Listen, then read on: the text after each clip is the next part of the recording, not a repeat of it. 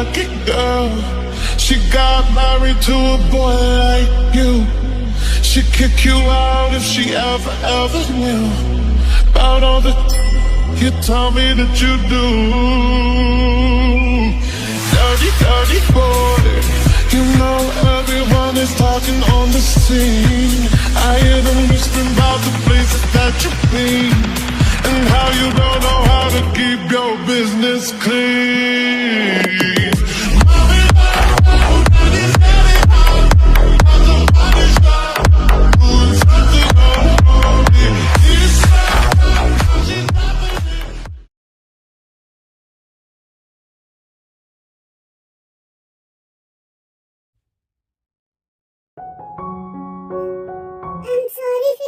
लेकिन उनके कहने से पहले दोनों भाई जिमिन के आगे सर झुकाकर बोले, हमें माफ कर दीजिए भाभी प्लीज। एक गलतफहमी की वजह से भाई ने आपके साथ इतना बुरा किया, लेकिन हमें आप पर पूरा यकीन है। आपके चेहरे से वो सच्चाई झलकती है भाभी। पता नहीं भाई क्यों नहीं समझते। वी लव यू भाभी। हम कभी भी आप पे शक नहीं करेंगे भाभी, और आपकी टीम में अब हम भी हैं। मैं और फ्लिक्स वादा करते हैं आज से हम भी पूरी मदद करेंगे आपकी उस डोंगुक को ढूंढने में। जिमिन की आंखों से आंसू ही निकल गए। उसको बिल्कुल भी यकीन नहीं हुआ कि इसकी किस्मत इतनी अच्छी होगी। प्लीज भाभी आप ऐसे मत रोइए प्लीज। तुम दोनों पता है एकदम मेरे छोटे भाई जैसे हो। जानते हो मेरा कोई भाई होता ना तो वो जरूर तुम दोनों जैसा होता और अपनी बहन को जरूर बचाता। वो काम तुम दोनों ने किया है। तुम भी युंगी की तरह मुझे गुनहगार समझते, लेकिन तुमने मुझ पे यकीन किया है। भाभी प्लीज हमें भाई के बारे में कोई बात नहीं करनी। अब वो भाई कहलाने के लायक भी नहीं, और ये बात मॉम को पता चलेगी तो उनको कितना बुरा लगेगा, और ये बात मॉम को पता चलनी भी चाहिए।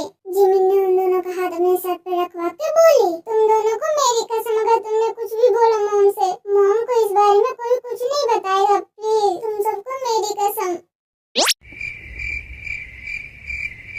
और भाभी प्लीज आप ऐसा नहीं कर सकती। हम भाई को इस गलती के लिए कभी माफ नहीं करेंगे जिनकी सजा उन्होंने आपको बेवजह दी है, जबकि आपका कोई कसूर नहीं। एक बार आपकी बात तो सुनते, लेकिन वो अपनी ईगो से मजबूर थे। युंगी ने अपने डैड के कातिल को जो ढूंढ लिया था, और वो एक लड़की थी। यही उनकी सबसे बड़ी नफरत थी। और भाभी आप मुझे और लीनो भाई को मत रोकिए प्लीज। हमें आज ये बात मॉम को बताने दीजिए।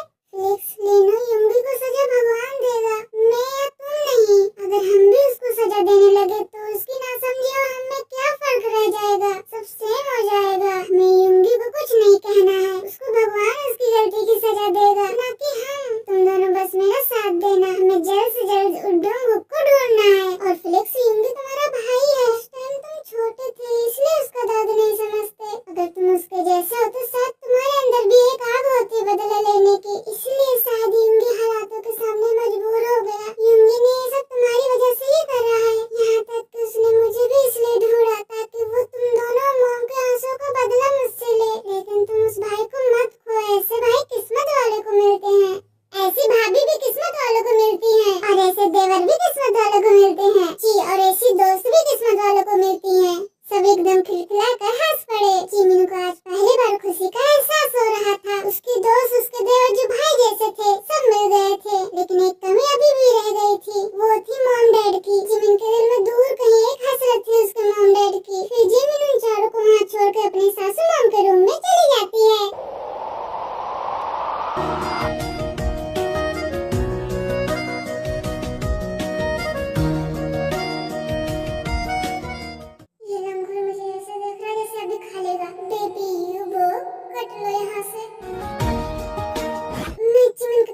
शायद उसको मेरी मदद की जरूरत हो। जान बची हजारों पॉइंट लौट के बुद्धिमान जिमिन के पास आए। हाँ नहीं तो मैं बुद्धू थोड़ी हूँ।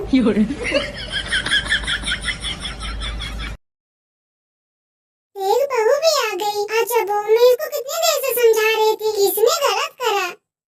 बस मॉम ये आपसे ही सीधे होते हैं, बाकी तो हमें ही सीधे करके रखते हैं। अरे बहू इधर आना, वहाँ क्यों खड़ी है? तुम दोनों तो ऐसे रहते हो जैसे अजनबी हो। आजकल के नए जोड़ों वाली बात ही नहीं कुछ तुम में। अरे बच्चों आजकल के पति पत्नी को देखो, हाथों में हाथ डाल के घूमते हैं, और तुम दोनों बात ही कर लो, वही बहुत बड़ी बात है। मॉम ऐसी बात नहीं है, बस मुझे टाइम नहीं मिल पाता इसलिए। खैर कोई बात नहीं, तू पहले बहू से माफी मांग। अच्छा हाँ क्या?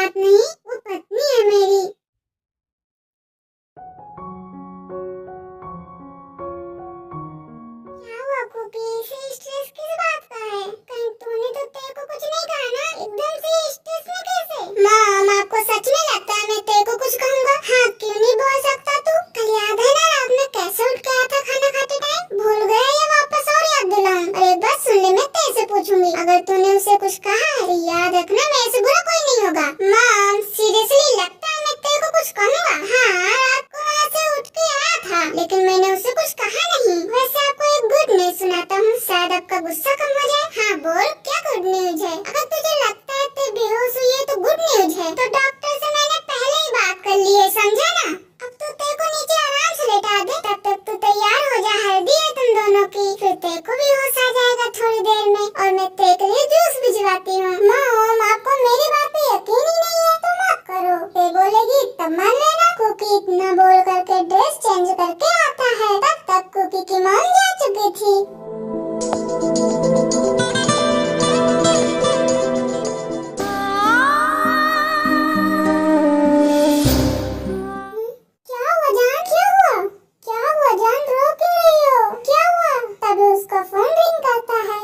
फोन चेक करता है। जैसे जैसे कुकी वीडियो देख रहा था, वैसे वैसे कुकी की आंखों में गुस्सा उतरता नजर आ रहा था। तुमने ठीक नहीं किया, तुमने ते के साथ ये ठीक नहीं किया, मैं तुम्हें छोड़ूंगा नहीं। क्या हुआ, तुम बेहोश कैसे हुई? कुकी, आप मुझे छोड़ तो नहीं देंगे ना? मैं मर जाऊंगी आपके बिना। प्लीज कुकी, आप मुझे मत छोड़ना। कुकी, नहीं नहीं मेरी जान, तुम हो तो मैं हूँ। अब तो तुम और मैं अलग अलग नहीं हैं, दोनों एक हैं। तुम मेरी जान हो, तुम्हें कैसे छोड़ सकता हूँ? लेकिन तुम्हें ये सब किसने कहा? तुम्हारे माइंड में ये सब कैसे आया?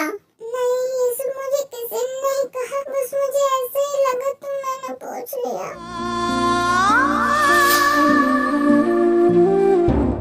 इसका मतलब मेरी जान को मेरे ऊपर भरोसा नहीं है कि मैं इसका यकीन करूंगा, लेकिन जान बहुत जल्द वो भी पालूंगा।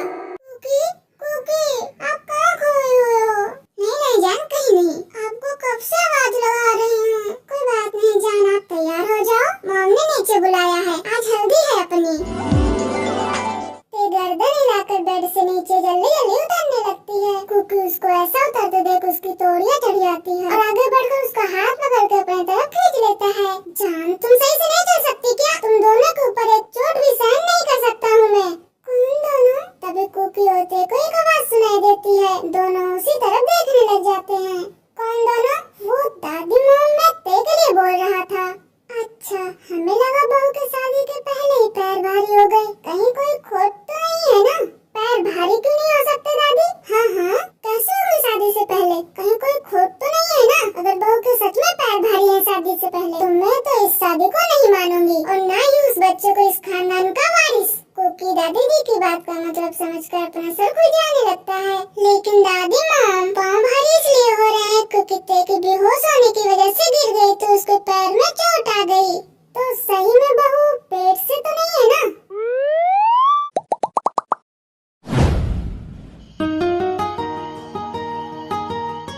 बच गया तो कुकी, वरना तो तुझे दोनों नहीं छोड़ती।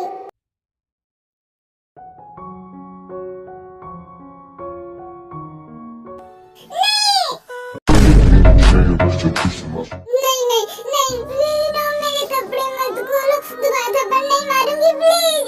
आर्यम अपनी मुट्ठियां खींच लेता है। उसे उस शख्स पर गुस्सा आ रहा था जिसकी वजह से आज जिन ऐसी हरकतें कर रही है। उसने जिन के कंधे को पकड़ा तो उसका रोना और कांपना और बढ़ गया। वो फिर कहने लगी, प्लीज मुझे बच्चों, प्लीज नहीं।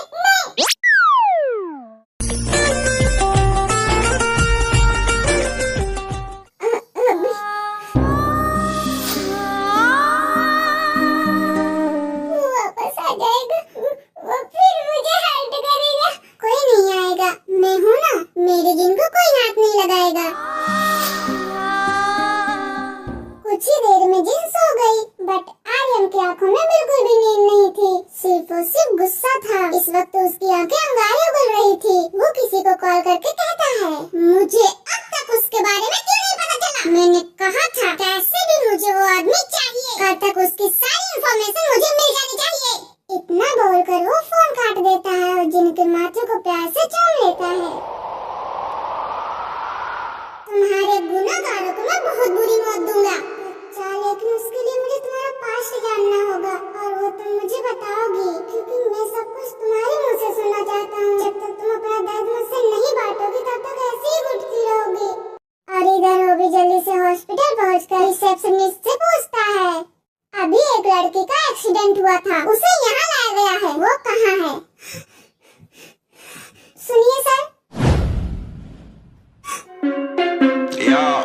वो भी उसकी तरफ मुड़ता है तो वो आदमी अपने जगह पे ही जम जाता है। अब जमे भी क्यों ना, उसके सामने जेहोब जो खड़ा था, जो नंबर 1 बिजनेसमैन था और बिजनेस की दुनिया में ही नहीं नंबर 1, मर्डर के मामले में भी नंबर 1 था। जितनी उसकी उम्र नहीं थी उससे ज्यादा मर्डर कर चुका था। उस आदमी के मुंह से आवाज ही नहीं निकल रही थी तो वो भी उसके सामने हाथ हिलाकर थोड़ा सीरियस एक्सप्रेशन के साथ कहता है, क्या हुआ? सर मैंने ही आपको कॉल किया था, वो लड़की को मैं ही यहाँ लाया था। जल्दी चलिए। वो भी उसके साथ चला जाता है। वो आदमी एक आईसीयू के बाहर खड़ा हो जाता है और कहता है कि उसका इलाज चल रहा है। होबी को देख के उस आदमी को काफी डर लग रहा था। वो लड़की कैसी है? डॉक्टर अपना थूक घटकते हुए कहता है, उसकी कंडीशन बहुत क्रिटिकल है, ब्लड बहुत लॉस हो चुका है, 24 घंटे में होश नहीं आया तो कोमा में जा सकती है या जान जा सकती है। मुझे कुछ नहीं सुनना, कैसे भी ठीक करो उसको, उसका ठीक होना बहुत जरूरी है। इतना बोलकर वो अपने आदमियों को उस लड़की की सिक्योरिटी के लिए बोलकर निकल जाता है।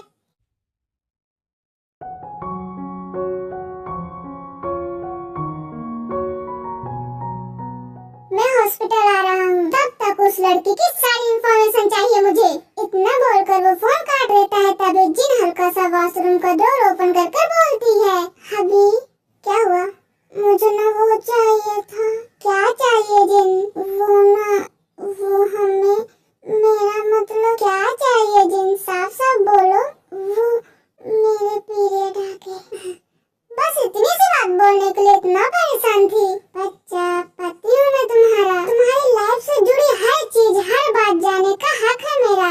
आगे से कुछ भी बोलना हो तो हिचकिचाना मत, ओके? अब जल्दी से सावन लेकर बाहर आओ। मेरे पास पैड नहीं है।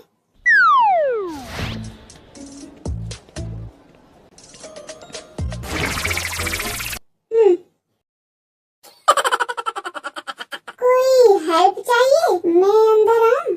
जिन शर्मा के डोर बंद कर देती है और थोड़ी देर बाद वो बाहर आती है। बच्चा क्या हुआ? ठीक हो ना तुम?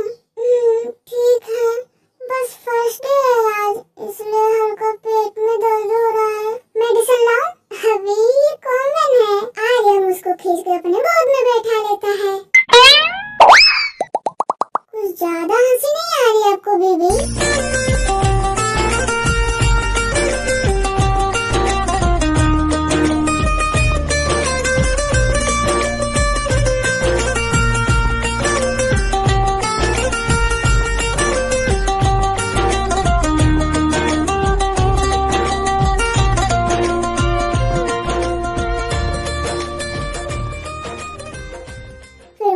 फार्म हाउस से निकल जाते हैं। जिनको घर छोड़ के वो हॉस्पिटल के लिए निकल जाता है।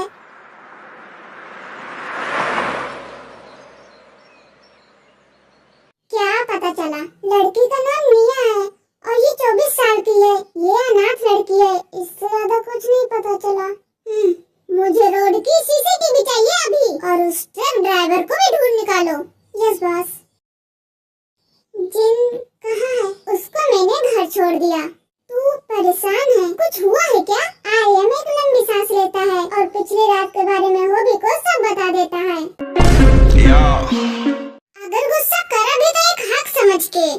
ना बेटा, हाँ यह बात तो सही है, एक हक समझ के। लेकिन गलती तो अगर माँ बाप से भी हुई हो, उनको भी अपने बच्चों से माफी मांगनी होती है। और तू तो जानता है ना, मैं कभी बेगुनाह को कसूरवार बनने नहीं दूंगी। बेटा तू माफी मांग बस। मॉम की जिद के आगे सुबह को झुकना पड़ा। उसने न चाहते हुए भी जिमिन को सॉरी बोल दिया। सॉरी बोलते वक्त उसका चेहरा देखने लायक था। मेरी उम्मी ने कभी झुकना जाना ही नहीं था। मॉम मुझे जरूरी काम के लिए अमेरिका जाना है और मुझे शायद 1 हफ्ता लग सकता है। आप अपना ध्यान रखना और बाकी सबका भी। मैं जल्दी ही आ जाऊंगा। सुगा उसकी मॉम के लिए ये नया नहीं था। वो जानती थी सुगा मीटिंग की वजह से घूमता रहता है, लेकिन जिमिन के लिए पहली बार था। जिमिन को इस बात पे खुश होना चाहिए था, लेकिन वो खुश नहीं थी, बिल्कुल भी खुश नहीं थी। तभी सुगा जिमिन की तरफ मुड़ के बोला, कुछ लोग मेरे जाने से खुश हो सकते हैं, लेकिन मेरी नजर सब पे रहेगी। मैं वहाँ से भी सब कुछ देखूंगा, याद रखना ये बात तुम। खासकर तुम पे मेरी नजर रहेगी मिसेस जिमिन, बहुत अच्छे से। तुम्हारी हर एक्टिविटी पे मैं वहीं से नजर रखूंगा। कोई होशियारी करने की जरूरत नहीं। सुगैया कहकर जाने लगा। उसकी मॉम उनकी कन्वर्सेशन नहीं सुन पाई थी। यह बात सुगा ने धीरे से कही थी। सुगा जैसे जैसे दूर जा रहा था, जिमिन का मन रोने का कर रहा था।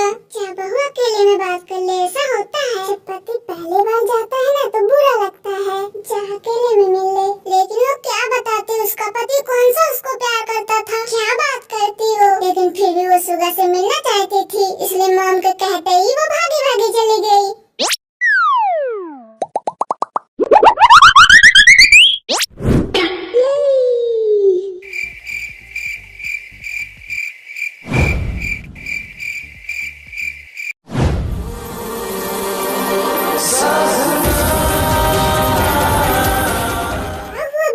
अभी तुम्हें हॉस्पिटल से बाहर भी नहीं निकला और इतनी बेचैनी। मेरे बिना रहने से डर लगता है। बोलो क्या हुआ, कहीं तुम्हें मुझसे प्यार तो नहीं होगा ना बेबी? क्योंकि जहाँ तक मुझे याद है तुम्हें खुश होना चाहिए मेरे जाने पे, ताकि तुम सुकून से रह सको। लेकिन तुम्हारा मुरझाया चेहरा कुछ और ही गवाही दे रहा है।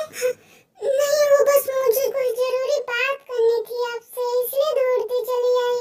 ओह काम, और मुझसे ऐसा क्या काम पड़ गया मुझसे बीबी? यहाँ से अभी गिर जाते तो पता चल जाता।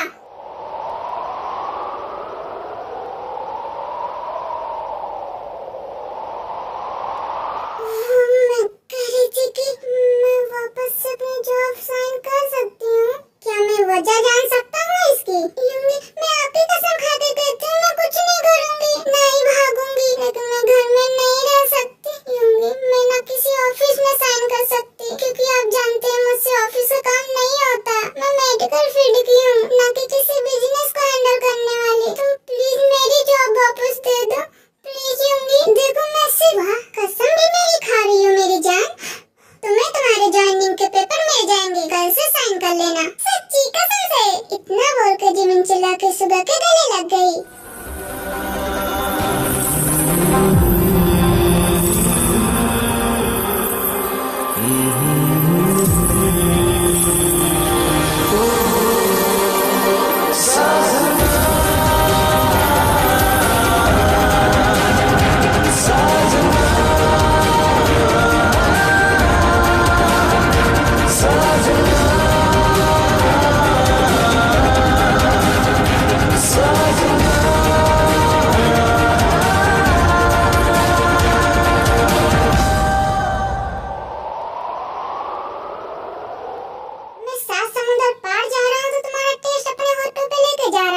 तुमसे दूर रहते हुए तुम्हारी याद दिलाएगा।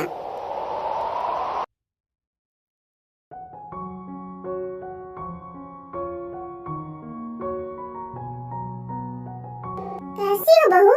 शादी से पहले ही ये हाल है, आगे क्या संभालोगी ससुराल को? आज ही स्ट्रेस से बेहोश हो गई। नहीं मॉम, सब संभाल लेगी। साल शादी की थकान है, ना खाना ना सोना हो पाता है, और ऊपर से पंडित जी इतनी जल्दी मुहूर्त निकाल दिया तो सब कुछ करने में थक गई। वैसे बहुत प्यारी बच्ची है, सब संभाल लेगी। आप खुद देखना, आप खुद कहेंगी ये। चल तू कह रही है तो मान रही हूँ, बाकी तो पता लग ही जाना है। आजकल के बच्चे मेरे समझ से बाहर हैं। कभी बोलता है पगभारी से, कभी बोले ये पगभारी ना से। राम राम राम राम ही जाने के सस्ते।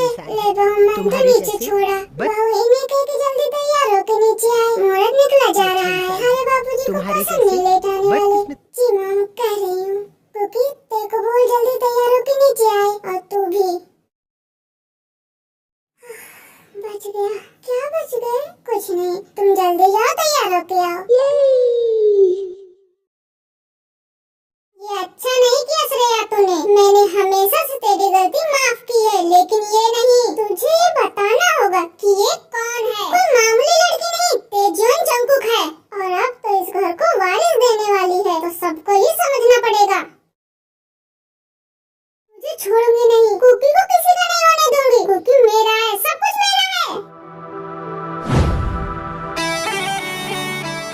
इसकी अभी उतरी नहीं, इसकी तो मैं उतारूंगा सब कुछ पाकर, और तेरे को किसी हाल में किसी के नहीं होने दूंगा। किसी की भी नहीं, वो सिर्फ मेरी है, वो केवल मेरे जिस्म की भूख दूर करेगी।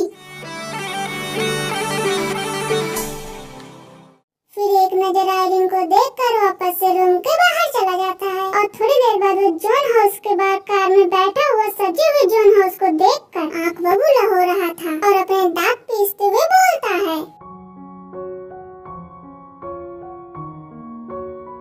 बहुत शौक है ना तेरे से शादी करने का बहुत जल्द दूर कर दूंगा।